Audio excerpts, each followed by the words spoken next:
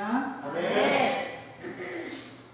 우리 제자들 교회에 와서 태국 선교 상황을 나누고 함께 하나님을 찬양할 수 있는 기회를 주신 하나님께 감사드리고요. 우리 제자들 교회 성도님들께 감사드립니다. 저는 화면을 보여주시면 태국 하나님의 나라라고 쓰여 있는데요. 태국에서 특별히 인신매매와 어린이 매매춘의 위기에 처한 어린이들과 함께 걷고 있는 노아웨이 칠드런 대표를 맡고 있는 이문주 목사입니다. 태국의 상황들 또 태국에 하나님께서 어떻게 역사하시는지에 대한 이야기들을 나누기 전에 하나님 말씀을 먼저 잠깐 보도록 하겠습니다. 다음 장면 보여주시면요. 하나님 말씀은 미가서 6장 8절 말씀입니다. 미가서는 소선지서에 있고요. 제가 가진 성경으로는 1295페이지에 있습니다.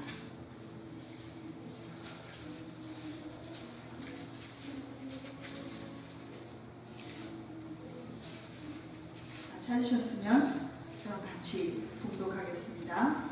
사람아, 주께서 선한 것이 무엇임을 내게 보이셨나니 여호와께서 내게 구하시는 것은 오직 정의를 행하며 인자를 사랑하며 겸손하게 내 하나님과 함께 행하는 것이 아니냐.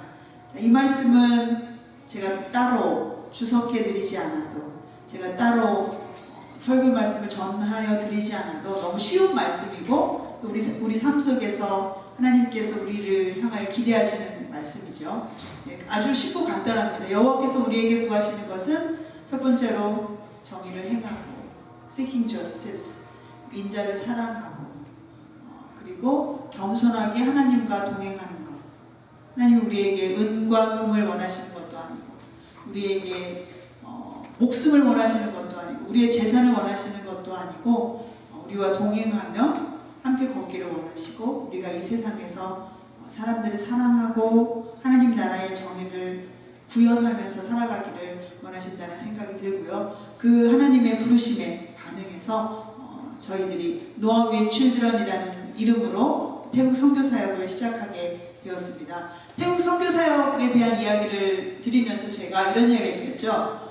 어린이 매매춘과 인신매매의 위기에 처한 사역을 어린이를 사역하고 있습니다라고 말씀을 드렸는데 이제 간단하게 줄여서 위기에 처한 어린이 사역을 하고 있습니다 이렇게 말씀을 드리면 태국 어린이들은 무슨 위기에 처해 있나요? 라고 이렇게 질문들을 많이 하세요. 제가 금방 말씀드린 것처럼 태국에는 인신매매와 어린이 매매춘으로 굉장히 어린이들이 고통 가운데 있는데요. 그 이야기를 좀 간단히 해드려야 아이들이 어떤 상황에 있나 그리고 우리가 어떻게 그 일에 동참해야 되나도 좀 더 자세하게 알 수 있을 것 같습니다. 다음 페이지를 보면은 화면을 보면 지도가 있습니다. The Greater Mekong Sub-region이라고 되어 있는데요.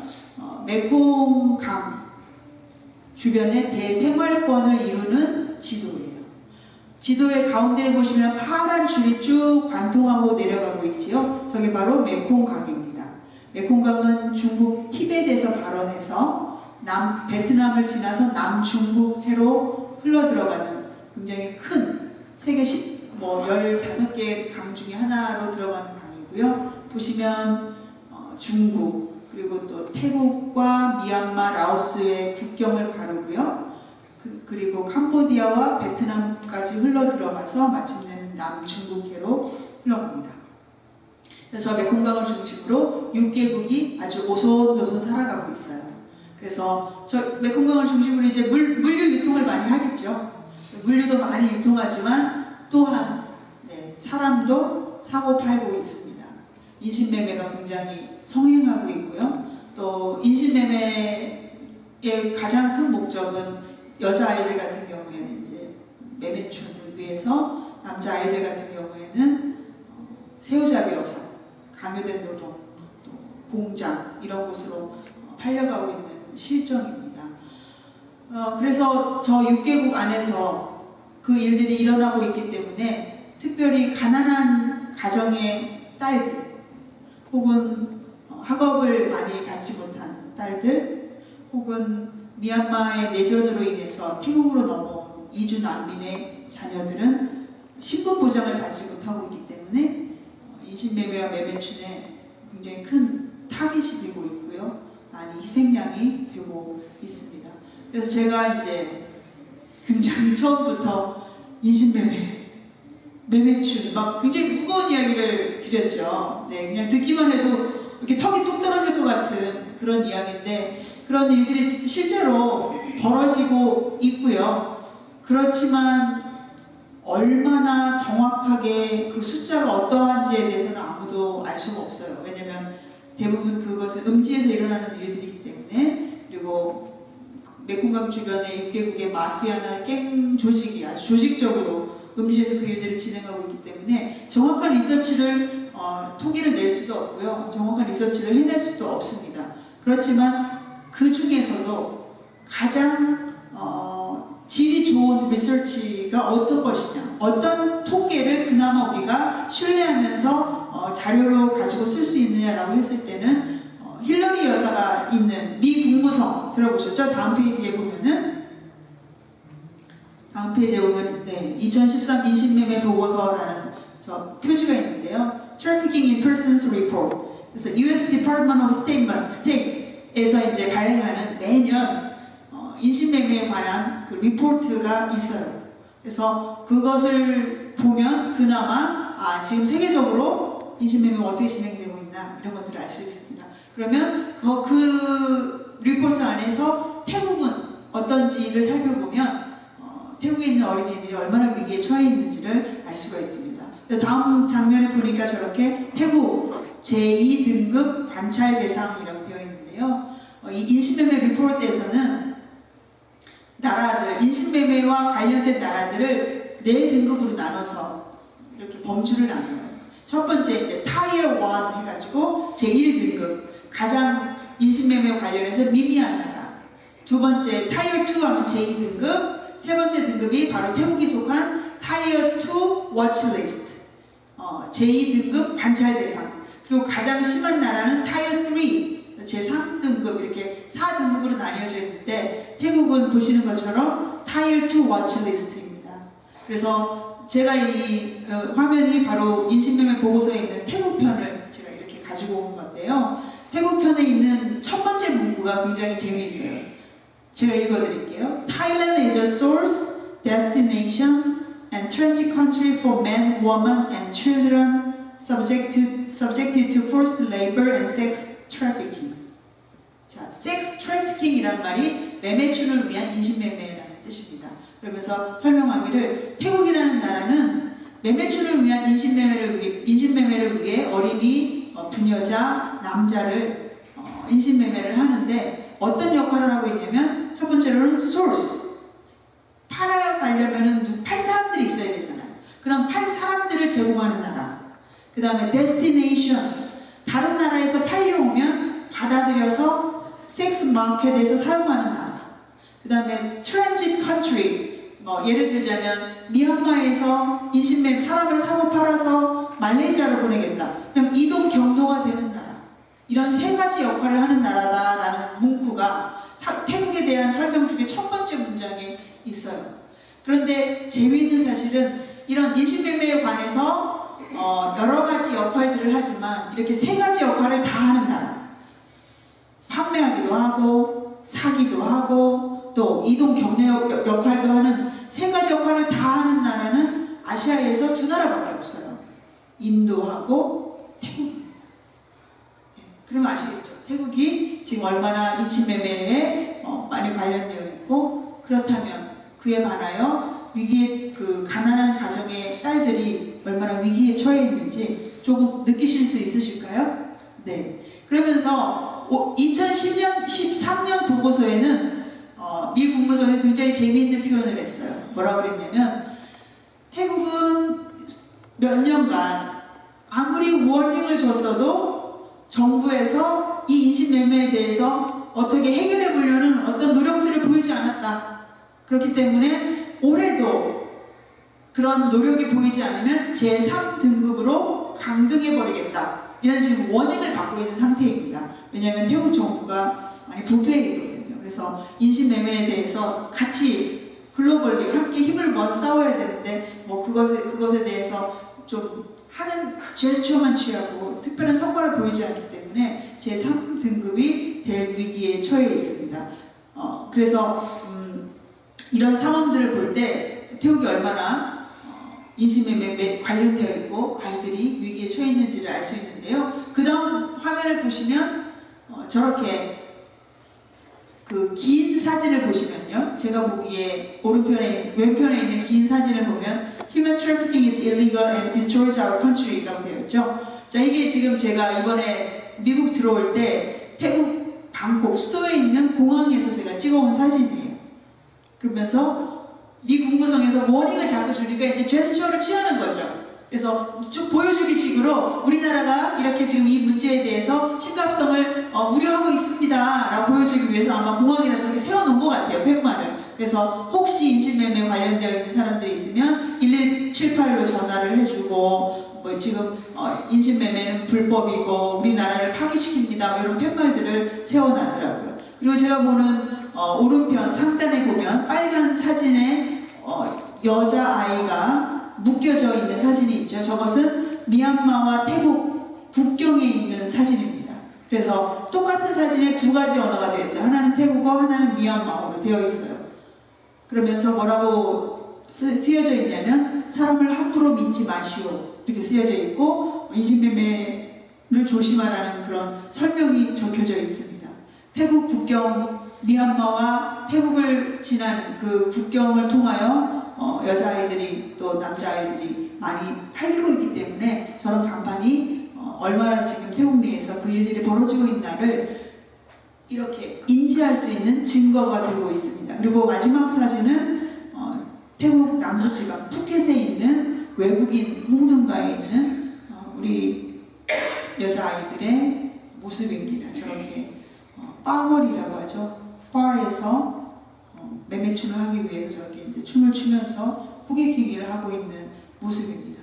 그래서 태국이 이런 상황에 있기 때문에 특별히 어린아이들이 굉장히 흑암 가운데 앉아있고 고통 가운데 이 문제를 지금 직면하고 있는데요. 태국 정부도 학교도 교회가 아니라 종교도 이 문제에 대해서 섣불리 해결을 하지 못하고 있기 때문에 많은 외국인 선교사들이 그 나라에 들어가서 이 일에 함께 동참하기를 원하고 있고 또 다른 NGO 단체들도 많이 감당하려고 하고 있지만 워낙 공급에 비해서 이 일들을 진행하고 있는 마피아나 갱단에 비해서 우리들의 조직, 우리들의 역할이 아직도 너무 미미하기 때문에 구름대와 같은 수많은 어린이들이 아직도 그 위협에 처해 흑암 가운데 앉아있는 것이 사실입니다. 그렇다면 이런 게 궁금하시죠?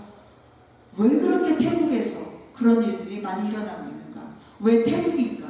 라고 궁금하실 텐데요. 태국을 이야기할 때 첫 번째로 이야기하고 싶은 게 무너진 성, sexual brokenness. 태국은 95%가 불교도들이에요. 태국의 국교가 불교는 아닙니다. 태국은 국교를 정해놓고 있는 나라가 아니지만 역사적으로 오랫동안 불교를 받아들여와서 종교로 삼아왔고 사회적으로, 문화적으로, 또 조직적으로 불교가 굉장히 아주 깊숙이 사람들의 삶 깊숙이 들어와 있기 때문에 불교가 그냥 뗄래야 뗄 수 없는 사람들과 함께 동행하는 그런 종교거든요. 근데 불교의 그 성에 대한 가르침을 보면 일단 첫 번째로는 섹슈얼 에틱, 그러니까 성에 대한 윤리가 없습니다. 우리 기독교처럼 성은 하나님으로부터 온 것이고 우리가 친밀한 관계를 맺고 또 가족을 형성하는 데 있어서 굉장히 중요한 것이다라는 이런 가르침이 있어야지 성에 대해서 바르게 인식하고 그것을 잘 사용할 텐데 불교에서는 일단 우리 스님들한테 가르치는 것은 성은 나쁜 것이죠. Sex is bad 이렇게 가르치죠. 그렇기 때문에 피해야 하는 것, 버려야 하는 것. 그렇기 때문에 여성들이랑 스님들 같은 경우 여성들이랑 터치도 하면 안 되고 얼굴 쳐다봐도 안 되고 이런 법률이 있습니다. 그렇다면 스님이 아닌 일반 남성들에게는 성이란 무엇인가? 이게 문제가 되는 거죠. 그랬을 때 일반 남성들에게는 피할 수 있다면 피하되 피할 수 없다면 무가치한 것으로 여길 것, 가치 없는 것으로 여길 것, 살아있지 않은 물건 같은 것으로 여길 것으로 가르칩니다. 그러다 보니까 성을 사고 파는 것, 또 성매매를 위해서 사람을 사고 파는 것이 아무렇지도 않게 일어나고, 또 남성들 같은 경우에는 그런 사창가를 방문하는 것이 This is man's thing, 이것이 남자들의 일이야 라고 막 자랑하고, 또 부인 이외에 다른 여성들과 혼외 정사를 가는 것에 대해서 너무나 그냥 자연스러운 것처럼 받아들이는 것이 태국의 실정입니다. 그러다 보니까 태국의 성이 무너져 있어요. 그러다 보니 가정도 무너지고, 그러다 보니까 이런 매매춤도 성행하고, 그러다 보니까 어린이 성폭력도 너무나 빈번하게 일어나고 있고, 저희 노아에 들어와서 함께 있는 우리 아이 중에 한 명 이야기를 해드릴게요. 다음 장면을 보면 The Story of 10-year-old Girl이라고 해놨는데요. 이름을 밝힐 수 없어서, 그리고 얼굴을 밝힐 수 없기 때문에 이제 이렇게 표시를 했습니다. 지금 10살 먹은 아이인데요. 저희가 8살 때 만났습니다. 초등학교 8살 때 만났을 때 저런 우울증과 무기력증, 그리고 학교에 와서는 아무와도 이야기하지 않고 잠만 자고 의욕이 없고 선생님들에게 인사도 하지 않는 그런 아이였습니다. 왜 그런가 했더니 6살에 동네 아저씨에게 성폭행을 당했어요. 초등학교 1학년 때 그것도 여러 번 당했습니다. 그래서 그 아저씨는 수감되었지만 아이는, 그 일을 경험한 아이는 마음의 감옥 속에 갇혀서 굉장히 어렵고 힘든 시기를 지내고 있었습니다. 이런 일이 너무나 빈번하게 일어나고 있어요. 물론 한국에서도 일어나고 있어요. 한국에서도 정말 어떤 미친 사람이 이런 일들을 자행하고 있지만, 태국과 한국이 다른 점이라면 태국은 성이 너무나 조직적으로 무너져 있어서 사회가 이 문제를 해결하지 못하고 있어서 너무나 빈번하게 일어나고 있다는 것입니다. 그리고 일어나서 피해를 입은 아이들 혹은 피해자들이 어떤 보호도 받지 못하는 사회라는 거죠. 그게 문제라는 거죠. 그것을 학교도 종교도 사회 문화도 책임져 주지 못하고, 태국은 불교 국가이기 때문에 인과응보를 믿죠. 그래서 피해를 입은 아이에게 오히려 네 전생의 죄값이지 않겠느냐, 네가 잘못해서 이런 일들이 일어난 것이 아니냐라고 바라보고 그 아이를 이제 부정탄 사람 이렇게 보면서 학교에서 왕따시키고 아이들이 그 일을 갖고 놀리고 그런 상황이더라고요. 그래서 지금은 이 아이가 굉장히 저희 기관에 들어와서 함께 성경 이야기, 예수님 이야기 배우면서 예수님을 너무 좋아하고 기뻐하고, 또 그동안의 그런 우울증으로부터 많이 벗어났어요. 하지만 중요한 건 이런 아이들이, 이 아이는 그나마 수면 위에 올라와서 우리의 눈에 띄었지만 아직도 눈에 띄지 않은 채 어둠 가운데 앉아있는 아이들이 너무나 많다는 사실입니다. 네, 그래서 우리 이야기에 한 이야기 해줬고요. 또 이렇게 태국에 지금 인신매매와 매매춘이 활발하게 벌어지고 있는데, 또 한 가지 이유는 다음 페이지를 보면 statelessness, 국적 없는 아이들의 문제입니다.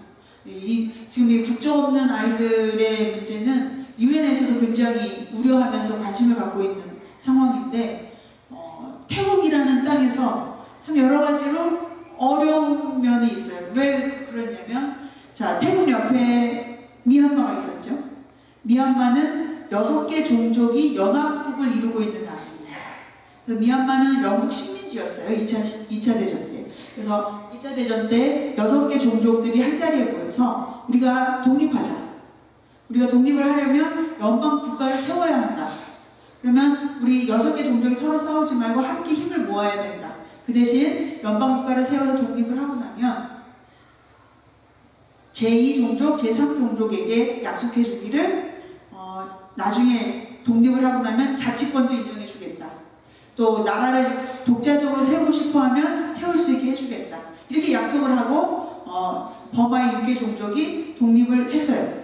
제1종족이 이제 그 모든 것들을 주관해서 독립을 했는데, 제1종족이 제2종족, 제3종족에게 약속을 지키지 않고 독립을 하고 나서는 제1종족의 군부 독재가 들어와서 강간과 약탈과 또 거주지 강제 이주 및 아주 말할 수 없는 인권을 유린하는 일들을 벌였어요. 그러다 보니까 제2종족, 제3종족, 나머지 종족들이 살 수가 없는 거예요. 미얀마 땅에서.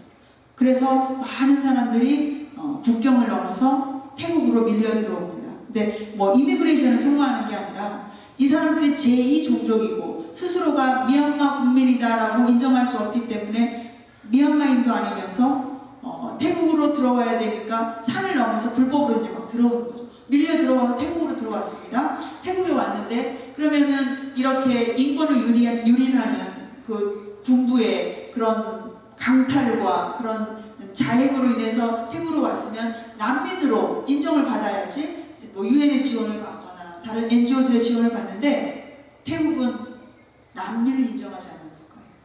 우리 땅에는 난민이 없어요. 이렇게 말하는 국가예요. 그러다 보니까 미얀마에서 종족 간의 갈등으로 인하여 난민으로 넘어온 많은 이들이 태국 내에서 난민의 집 신분도 못 받고 그냥 이주 노동자로 살아가는 겁니다. 그러다 보니까 미얀마인도 아니죠. 태국인도 아니죠. 자기를 보호할 수 있는 스테이트가 없는 거예요. 그런 법률을 운영하는 기관이 없는 거예요. 그래서 스테이트레스니스, 그런 국가 기관이 없는 사람들. 그래서 태국에서는 제한적인 신분만 받고 살아갑니다. 미국에서도 뭐 종교 비자, 학생 비자 이런 신분을 주잖아요. 그런 것처럼 태국에서도 옐로우 카드, 뭐 핑크 카드 이런 카드를 주면서 그 사람들에게 신분을 주고 굉장히 제한적으로 살아갈 수 있도록 거주지 제한, 거주지를 벗어날 수 없게 벗어나려면 복잡하게 신고를 막 해야 되니까 벗어나지도 않아요. 그냥 거기서 사는 거예요. 그리고 뭐 일을 하려면 그 고용주, 태국인 고용주가 보증을 쓰고 뭐 세금을 더 내고 이러면서 그 사람들을 고용을 합니다. 그렇기 때문에 이 국적이 없는 버마 이주 난민들이 그 3대 직종으로 갈 수밖에 없죠. 그리고 최하층민으로 살아갈 수밖에 없죠. 그리고 많은 여자아이들은 매춘업으로 갈 수밖에 없습니다. 학교 교육도 못 받았죠. 신분도 보장되지 못하죠. 그리고 일자리 찾기는 더더욱 어렵죠. 그런데 미얀마에서 넘어와서 가족들이 먹고는 살아야 되죠. 그러다 보니까 어디에 일자리 없을까 둘러보는데 사회는 섹스 인더스트리가 너무 활발하게 진행되고 있어요. 그럼 그 딸들이 어디로 가겠습니까? 결국은 섹스 마켓으로 스스로 들어가는 경우가 많죠. 자, 스스로 들어가고 또 스스로 들어가지 않으면 마피아나 갱단들이 조직적으로 리크루트하는 사람들을 보내서 뭐 부모님들에게 이야기하는 거죠. 저기 큰 도시에 나가서 웨이트리스 같은 것으로 일할 수 있게 해줄게, 직장 구해줄게 하면서 부모님들에게 선수금 같은 걸 주죠. 계약금 같은 걸 주죠. 그러면 부모님들은 그것으로 뭐 텔레비전도 사고 냉장고도 사죠. 좋아서 딸을 보내죠. 근데 결국 딸은 그걸 다 빚으로 안고 매춘업으로 팔려가는 경우가 아주 많이 있습니다. 그렇게 몰라서 파는 경우도 많고 혹은 부모님들이 너무 먹고 살기 힘들어서 스스로 파는 경우도 많아요. 엄마가 딸들, 손들을 이끌고 가서 파는 경우도 많고요. 그게 바로 이렇게 국적이 없어서 사회에서 최하층민으로 살아가면서 미래가 없고 내일이 없는 분들의 딸들의 어떤 그런 모습입니다.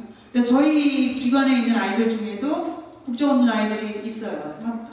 이야기를 좀 해드리면 펑스 이야기, 우리 펑스 엄마 그리고 하얀 옷 입은 아이가 우리 펑스인데요. 또 그 옆에 있는 아이가 동생이에요. 펑스는 12살입니다. 아버지 돌아가셨고요. 엄마는 야맹증이 굉장히 심하셔서 해가 지면 거의 보지를 못하세요. 자, 신분이 없는 이주 난민이 아버지가 돌아가셨으면 그 가정은 도대체 어떤 삶을 살겠습니까? 남성 중심의 사회에서 사회적으로 보장도 받지 않는 상황에서 저 12살 먹은 딸아이가 학교 교육을 받고 매춘업으로 가지 않은 채 살아가려면 어떻게 살아야겠습니까? 그래서 저를 만나기 전에 저 아이는 뭐 할 수 있는 부업거리는 다 찾아다니는 동네에서 하는 거예요. 어떤 때는 넉마주의도 하고 어떤 때는 가구리 만드는 부업도 하고 어떤 때는 식당 가서 식당 서빙도 보고 12살인데 제가 처음 만났을 때 12살 아이가 저랑 이야기를 하는데 30살 60살 먹은 어른처럼 얘기를 하는 거예요. 스스로를 먹여 살려야 했기 때문에 너무 많은 어른들과 이렇게 겪으면서 살아왔기 때문에 이 아이는 어린아이가 가져야 하는 생각들은 하나도 없고 어른들이 고민하는 것. 그래서 그 집은 방세가 얼마예요? 이런 걸 저한테 물어보는 거예요.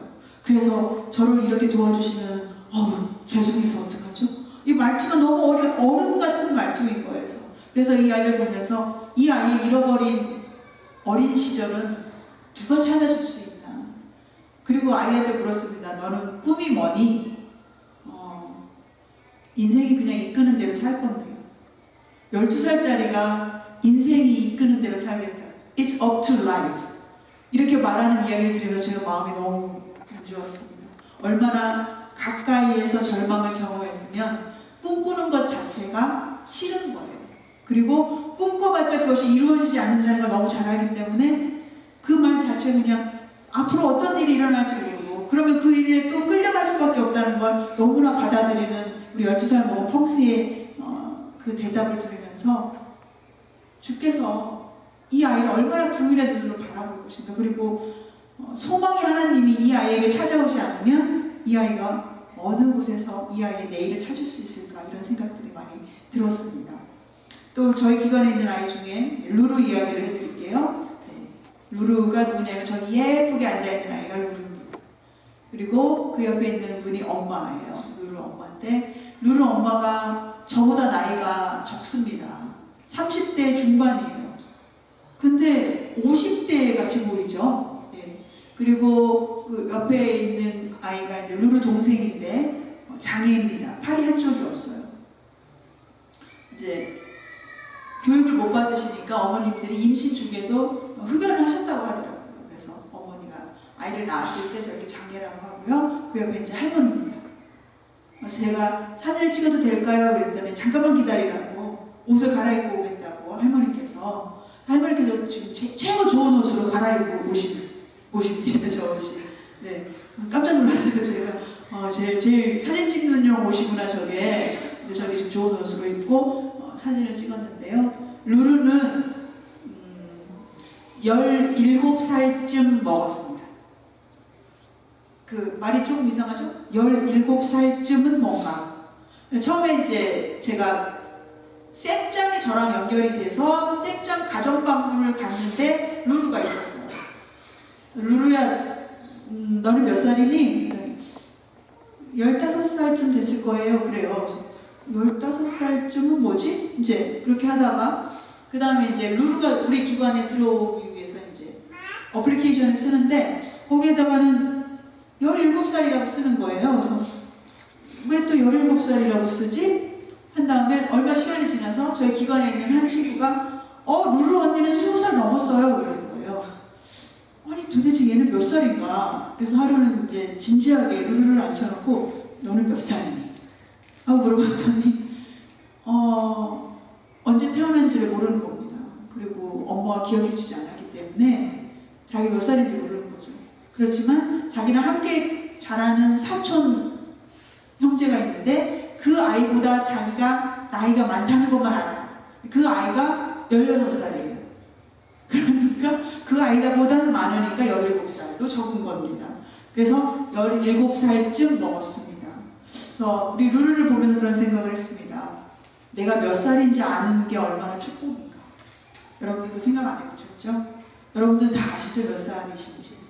물론 우리가 나이가 먹으면 도대체 나이를 셀 수가 없어서 모르는 경우는 있지만 우리가 생년월일을 너무나 잘 알고 있지 않습니까? 근데 우리 루루는 어머니가 국경을 1998년에 넘어오시면서 너무 상황이 급박했기 때문에 아이를 제대로 언제 낳았는지 어떤 그런 다큐먼트 레지스트레이션 할 수 있는 그런 여건이 되지 않아서 루루는 이제 몇 살인지 모르고 살아가는데요. 아버지는 이제 돌아가셨어요. 태국 넘어오시면서 돌아가셨고 어머니는 재가를 하셨어요. 그래서 생짬이라는 여동생하고 어머니 품에 있는 남동생은 새아버지의 자녀들입니다. 그래서 어머니는 따로 사세요. 그래서 루루가 생짬이라는 여동생하고 또 저기 제일 좋은 옷 입고 계신 사진 찍으신 할머니하고 그다음에 할아버지하고 이렇게 네 식구가 함께 살면서 루루가 먹여 살립니다. 루루가 소녀 과장인데요. 루루는 식당에서 식당 주방 보조로 일하면서 한 달에 월급을 200불 정도 받습니다. 한 달 월급 200불인데 그 돈으로 동생 공부시키고요. 할머니, 할아버지 모시면서 살아가고 있습니다. 그래서 루루가 17살인데 키가 초등학교 6학년 정도 키밖에 되지 않아요. 너무 어릴 적부터 이제 일을 했기 때문이에요. 루루는 초등학교 2학년을 중퇴하고 지금 이제 소녀과장으로 일을 하고 있습니다. 그래서 제가 물어봤어요. 학교는 왜 그만뒀니? 그랬더니 제가 다른 아이들보다 몸집이 너무 커서 그만뒀어요. 그러더라고요. 또 제가 무슨 말인지 못 알아듣고 그게 무슨 말이야? 몸집이 큰데 왜 그만뒀어? 알고 봤더니 루루는 초등학교 1학년을 12살에 들어간 거예요. 그러니까 초등학교 1학년에 6살에 들어가야 되잖아요. 늦게 학교에 빨리 들어갈 수 없는 상황이고 또 집안 형편이 그렇고 동생들 돌봐야 되고 하는 상황에서 늦게 들어가서 거의 졸업할 나이에 초등학교 1학년에 들어가서 태국 사회에서 공부를 하려고 하니까 너무 힘든 거죠. 그리고 또 뭐 학용품 살 이런 비용도 없고 그러다 보니까 아이들이 스스로 학교를 그만두고 일자리를 찾아서 저렇게 헤매입니다. 저렇게 그러니까 국적이 없는 이주 난민의 첫 딸로 태어나면, 맏딸로 태어나면 대부분 학교를 초등학교도 마치지 못하고 중퇴하고 일터로 나가는 경우가 대부분이에요. 루루가 저렇게 가족을 돌보면서 동생을 키우면서 살아가고 있습니다. 루루는 그래서 학교에 다니는 아이는 아니지만 이제 저희 기관에서 케어하면서 검정고시를 해라. 공부하면서 검정고시를 할 수 있으니까 검정고시를 해라 해서 검정고시반을 하고 있어요. 검정고시반을 하는데 검정고시반에서 이제 학기마다 시험을 봅니다. 시험을 볼 때는 학생이 아님에도 불구하고 교복을 입고 시험을 봐야 돼요. 태국은 대학생까지 전부 다 교복을 입습니다.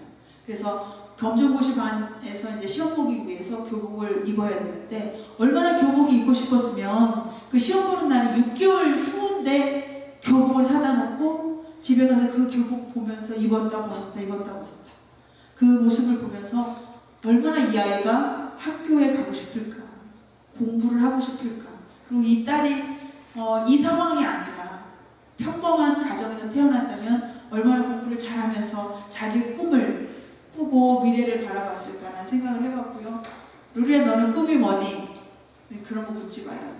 그냥 현재를 잘 사는 게 동생을 잘 키우는 게 꿈이고 동생이라도 공부를 잘했으면 좋겠다.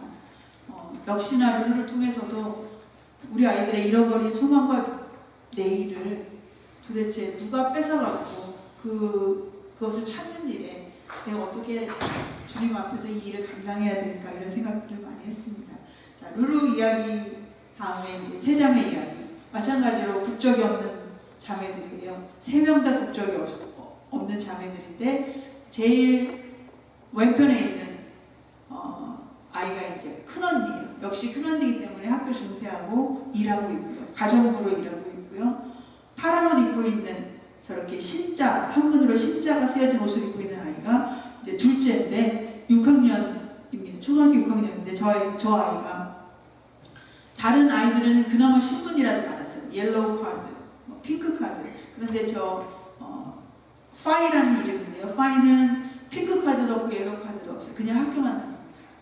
카드도 아무것도 없다는 이야기는 중학교로 진학하기도 너무 어렵고 중학교로 진학한다 하더라도 졸업 후에 일자리를 찾을 수가 없습니다. 아무런 카드가 없으면 undocumented라고 분류되기 때문에 아무도 고용하려고 하지 않고 고용되기도 너무나 어려운 상황에서 파이는 굉장히 시급하게 다큐멘트 작업을 해줘야 되고 또 그 아이가 계속해서 공부를 할 수 있도록 또 진로를 이렇게 상담해주는 일이 굉장히 시급한 그런 상황입니다.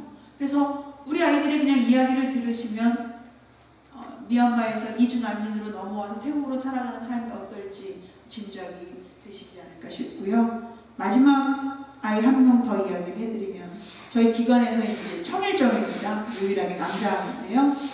잘생겼죠? 보이세요? 얼굴 보이세요?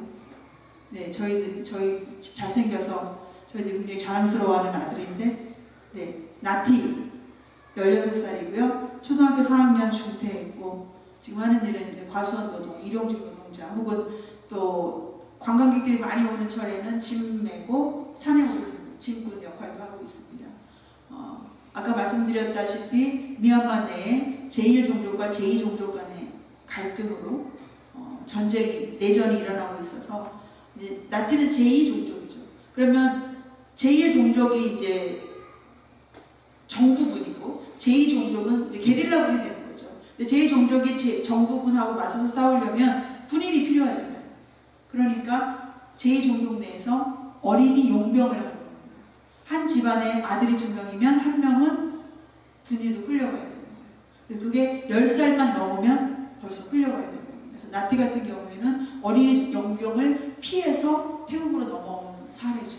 그렇지만 이 아들 나티가 어린이 용병을 피해서 태국으로 넘어왔지만 그렇다고 태국이 나티를 보호해주지 않죠. 이 아이가 결국 할 수 있는 일은 짐꾼이라든지 일용직 노동으로 하루에 받는 월급 8시간 노동을 하고 8시간에서 10시간 정도 노동을 하고 받는 월급이 9불 정도? 9불에서 10불 정도. 하루 일단 시급이 아니고요. 1급. 하루 노동력에 대한 비용이 그렇습니다. 그것도 잘 받는 경우에 그렇고요. 일반적으로 태국인들이 이제 뭐 이렇게 이주 난민들 같은 경우에는 사회적으로 보장을 못 받으니까 굉장히 이렇게 익스플로이테이션을 하는 거예요. 그냥 이용해 먹고 잘 안 주고 그래서 보통 저런 경우에는 6불, 7불 정도 받으면 잘 받는 것으로 10불 정도 받으면 정말 태국인이 양심적으로 잘 주는 경우죠. 그래서 이 아이도 마찬가지로 지금 저희 기관에 들어와서 검정고시를 준비하면서 저희와 함께 성경 이야기를 배우면서 장학금을 받고 있지만 역시나 나한테 너는 무엇이 되고 싶니? 없어요. 왜 없니? 그냥 현재나 잘 살면 되죠. 뭐 언제 저는 태국 정부가 저희들을 쫓아낼지 모르기 때문에 돈을 빨리 모아서 돈을 가지고 있는 게 제일 중요해요. 16살 아이가 벌써 정말 30, 40을 산 아이처럼 돈밖에 모르고 미래를 꿈꾸는 것 자체가 너무 귀찮고 싫고 그래도 우리가 한번 꿈꿔보자. 못 되더라도 꿈꿔보자. 귀찮은데 그럼 뭐 군인이나 될까요? 이게 이 아이들의 현실입니다. 그래서 태국의 그런 위기에 처한 어린이들이 안 알려져 있기 때문에 그 실상을 모르지만 정말 알고 보면 인간으로서의 어떤 존엄성조차도 하나님이 부여하신 디그너티조차도 인정받지 못하는 상황에서 살아가고 있는 것이 현실입니다. 그래서 이런 아이들과 함께 걷기 위해서 저희 노아 위 칠드런이 아이들과 함께 사역을 진행하고 있는데요. 저희들의 이제 노아 위 칠드런이라는 기관 이름이에요. 노아는 성경에 나오는 노아이기도 하면서 동시에 이제 줄임말입니다. No more oppression, abuse, hopelessness with children. 더 이상 어린이들에게 탄압이나 학대나 혹은 hopelessness, 소망은 더 이상 없다라고 말하는 것을 그만하자라는 이름으로 지었고요. 아이들 그 메콩강 위역에 있는 위기에 처한 어린이들과 함께 걸으면서 아이들을 지원하기 위해서 저희들이 이 사역을 시작을 했습니다.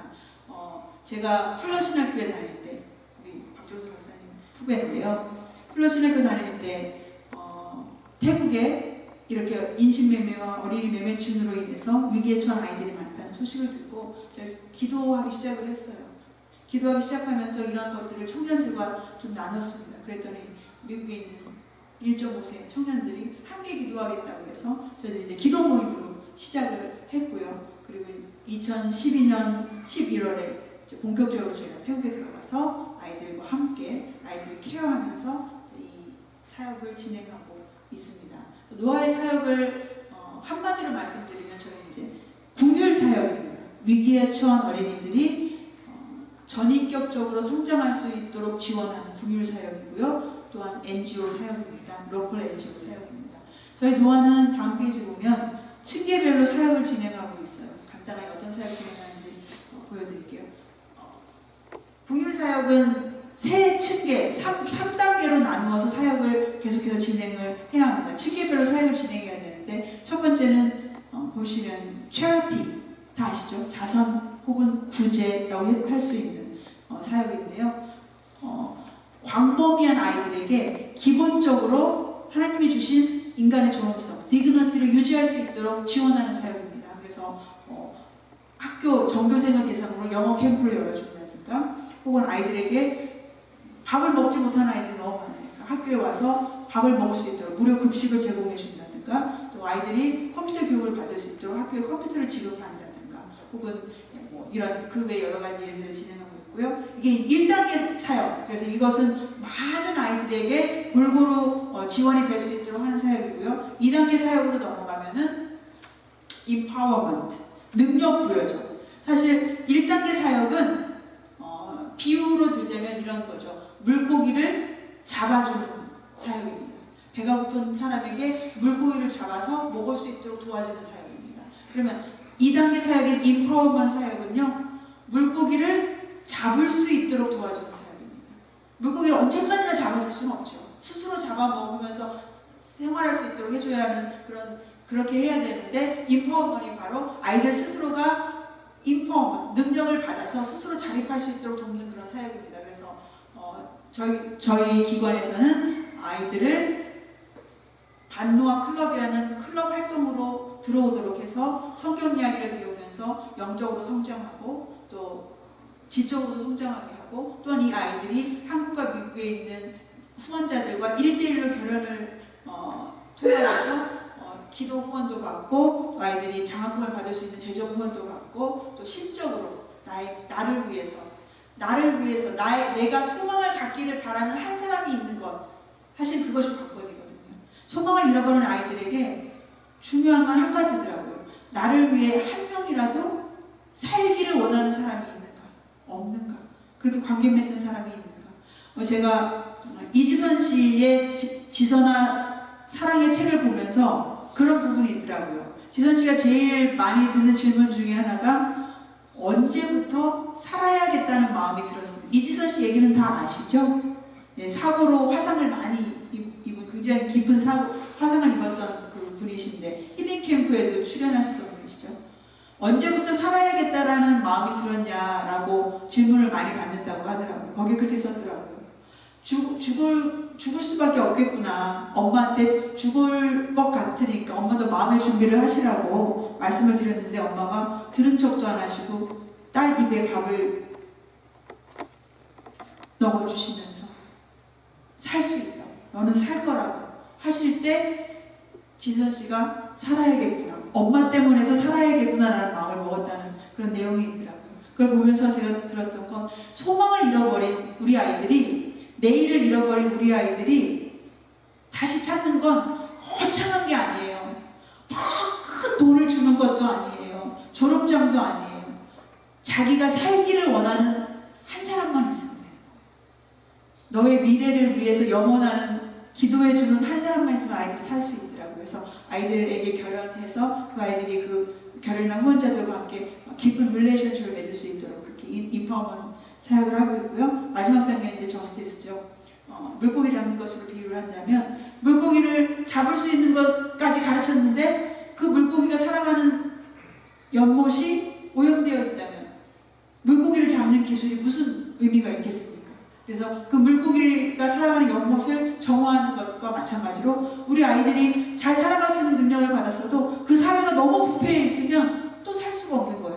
그래서 그 부패한 사회가 계속해서 더 하나님의 마음에 맞는 사회, 그리고 또 복음이 전파되는 사회, 또 그리고 건강한 그런 정의가 구현되는 사회가 될 수 있도록 계속해서 홍보하고 알리는 사역을 하는데요. 그래서 홍보를 위해서는 다큐멘터리 영화도 제작하고, 또 변호미, 그 아이들의 목소리가 되기 위해서는 저희 지역에서 네트워킹을 형성해서 계속해서 아이들의 목소리가 되어서 대신 외치는 그런 역할들을 감당합니다. 그래서 저희 기관은 이렇게 층계별로 3가지 사역을 하고 있습니다. 다음 페이지로 클릭을 하시면,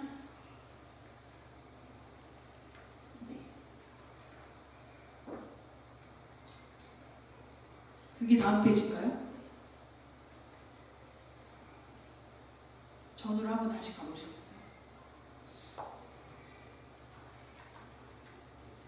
더 전으로 많이 봤거든요. 네, 다시 한번.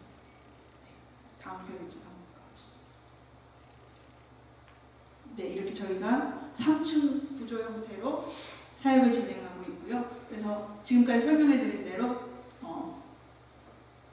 다음 페이지로 가면 네, 아까 말씀드린 것처럼 자선민 구제 말씀드렸죠. 그래서 저희 기관은 초등학교랑 연계해서 사역을 하고 있습니다. 저희 기관은 교회 개척하는 기관이 아니고요. 학교를 중심으로 해서 아이들의 교육에 포커스를 맞춰서 사역을 진행하고 있는데요. 현재로서는 이제 반탄 초등학교라고 하는 한 학교 기관과 연계해서 자선 및 구제 층계에서는 전교생을 대상으로 1차 원적인 지원을 하고 있어요. 그래서 영어 캠프, 컴퓨터, 무료급식, 양말 및 수건 지급, 또 성탄절 선물 증정, 또 전교생을 대상으로 작년에는 성탄절 퀴즈 대회를 진행했습니다. 그래서 하나님의 말씀을 전교생을 대상으로 학교라는 그 세팅 안에서 불교가 95%고 학교에서 불교를 가르치는 그 학교에 가서 예수님의 복음을 전했어요. 그리고 성경 이야기 퀴즈 대회를 열었어요. 그래서 굉장히 저희들이 아주 기뻐하면서 일을 진행을 했고요. 그 다음에 이제 능력부여의 차원에서는 저희들이 1대1로 결연해서 직접적인 관계 맺기와 2차원적인 지원을 하고 있고요. 그래서 저희들은 1대1로 결연하는 후원자를 이제 빅시스터라고 부릅니다. 큰언니. 무슨 컨셉인지 아시겠죠?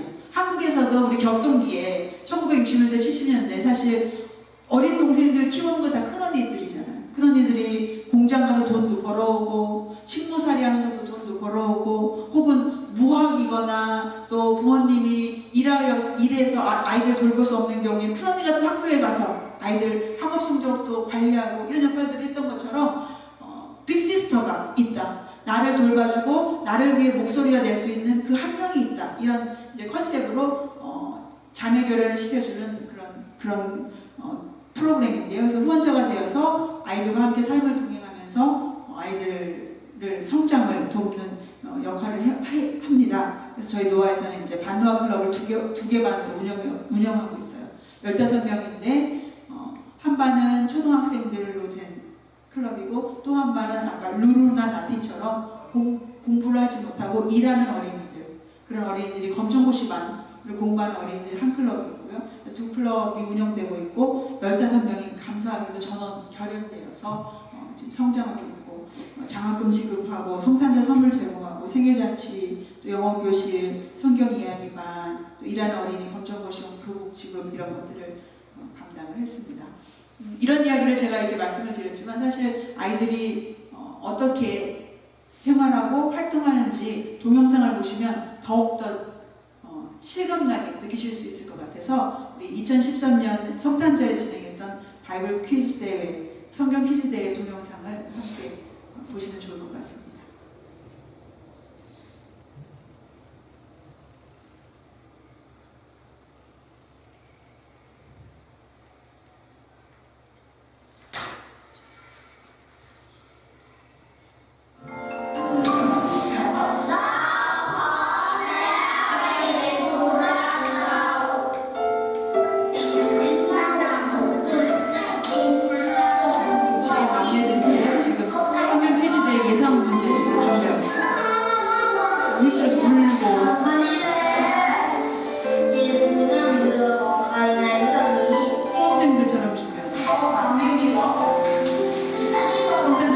대회 준비하는 모습입니다. 여기 반탄 초등학교 교장 선생님과 교사님이고요.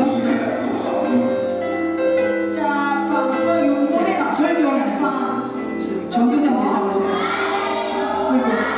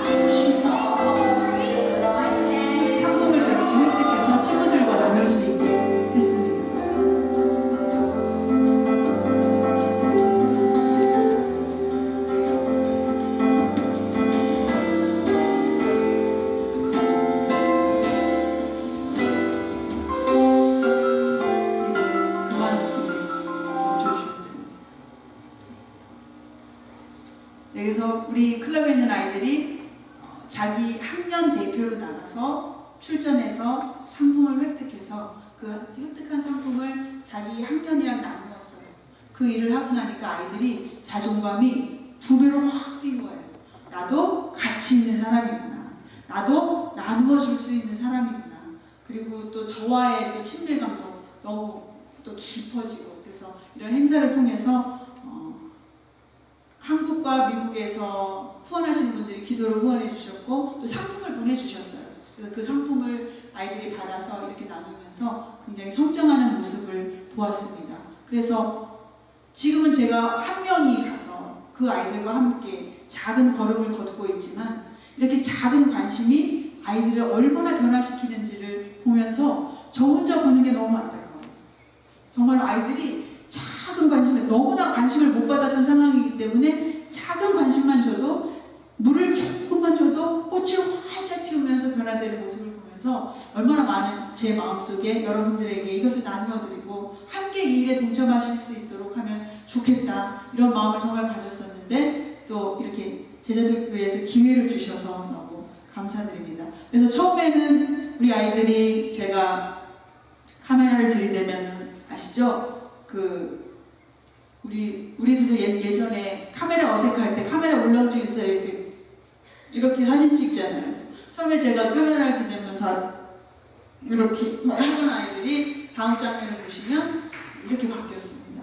카메라를 들이대면 마음껏 자기의 감정과 재미있는 표정과 하고 싶은 포즈를 취하면서 아이들이 변화되고 있어요. 그래서 저 아이들의 모습을 보면서 예수님께서 죽은 나사로를 살리시고 말씀하셨잖아요. 풀어놓아 다니게.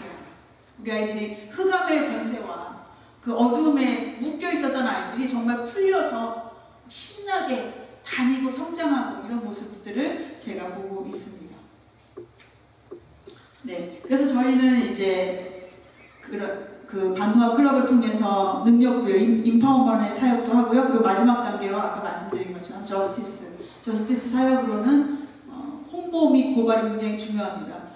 제가 아무리 혼자서 이 일을 다 할 수 없잖아요. 그리고 혼자서 이 일을 알고 끝나면 더 큰 영향력을 더 많은 아이들에게 줄 수가 없잖아요. 그렇기 때문에 더 많이 알리고 이 상황이 이렇다는 현실을 고발하고 이런 것들이 굉장히 중요합니다. 그래서 2013년에 저희 기관에서는 다큐멘터리 필름을 제작하려고 준비하고 있고요.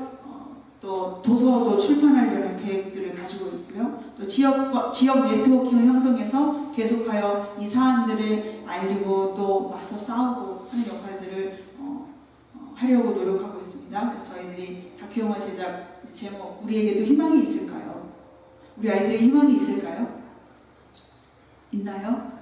네, 있다고 믿습니다. 아이들의 얼굴을 통해서, 변화되는 모습을 통해서, 그리고 우리 주님이 계시기 때문에 희망이 있다고 믿고요. 이 일에 여러분들께서 함께 동참해 주시면 너무 감사하겠습니다. 그래서 마지막 장면 보시면 저희 노아비 칠드런 로고고요. 저희는 메콩강 위역에 어린이 매매충과 인신매매로 인해 위기에 처한 어린이들과 함께 걷고 있습니다. 여러분들도 함께 걸으실래요? 네, 기도하겠습니다.